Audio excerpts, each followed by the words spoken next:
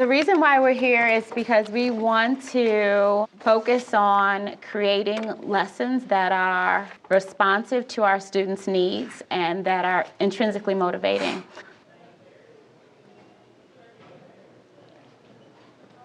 We have done a fantastic job of improving the climate and the culture in our building. So now at this point, we really want to look at instruction. We want to use lesson study as a mechanism for improving the lessons taught and revising them so that they're able to meet the needs of all the students in the building. A lesson study typically involves creating a lesson together, examining that lesson carefully by watching somebody teach the lesson, and then sharing insights into ways to improve that lesson. Today's lesson study involves the instructional leadership team. The team will be made up of a math teacher, a science teacher, an art teacher, an English teacher, and a history teacher, because we want to bring together knowledge that exists across the school. And it involves a student and a parent. Working with different people from across different departments and seeing something completely out of my normal content was something that excited me, so I was looking forward to today. If I never see anybody else teach, I won't have the ideas and I won't think about things as creatively as if I get to see other people teach. I really respect my colleagues. I know they've got great ideas,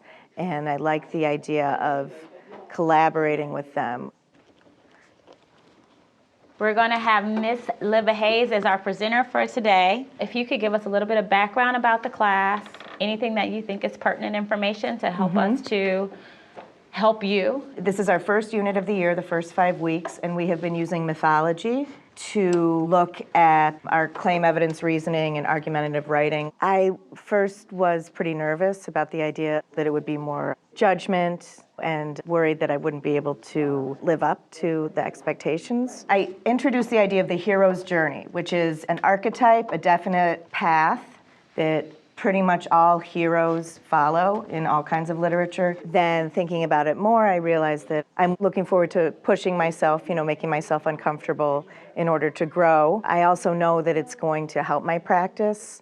I'm confident that the input I get is ultimately going to help, my students, which is really the goal.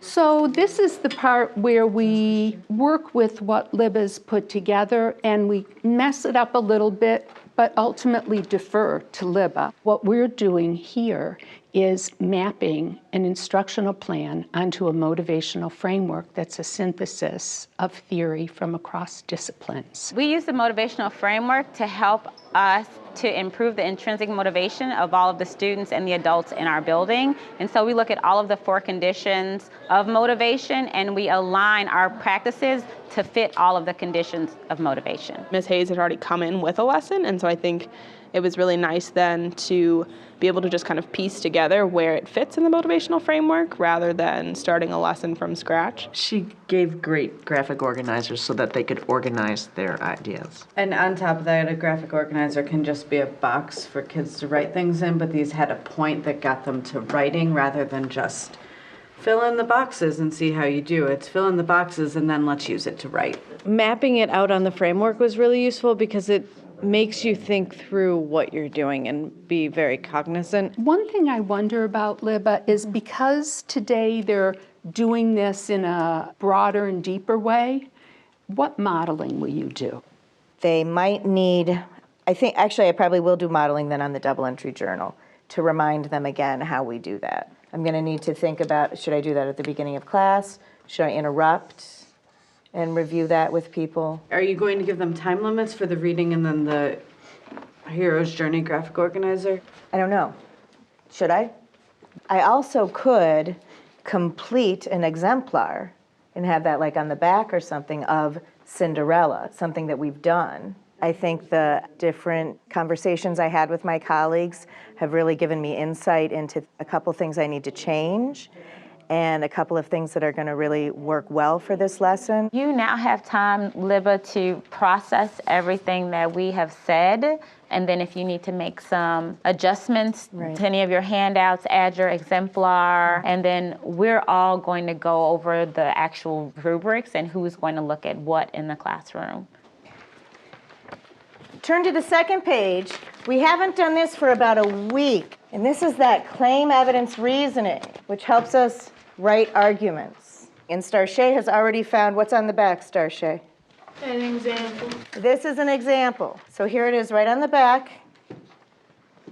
And this is using Cinderella. None of you guys got Cinderella today, okay?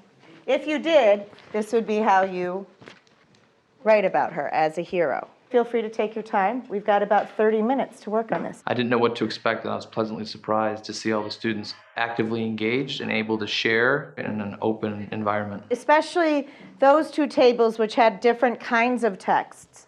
Did you notice anything different about the definitions of hero's journey and stuff, Rashawn? Our supernatural aid, our story was more realistic. So our supernatural aid wasn't really a supernatural aid. It was like an unexpected kind of character. Help from an unexpected source? Yep. Awesome.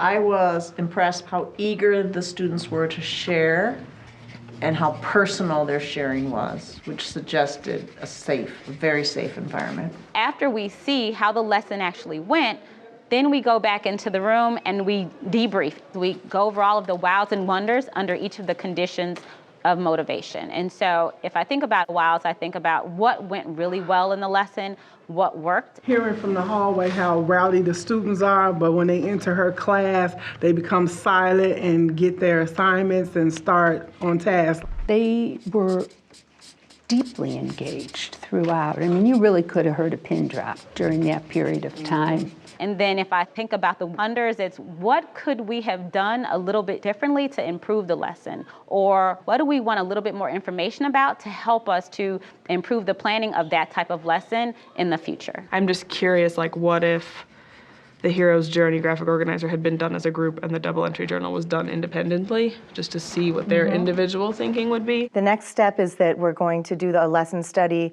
with our department, so I would be doing it with the English department. However, I think we realized the importance of having colleagues from other departments in on this lesson study, so we'll have colleagues from the math department and the science department also giving us feedback.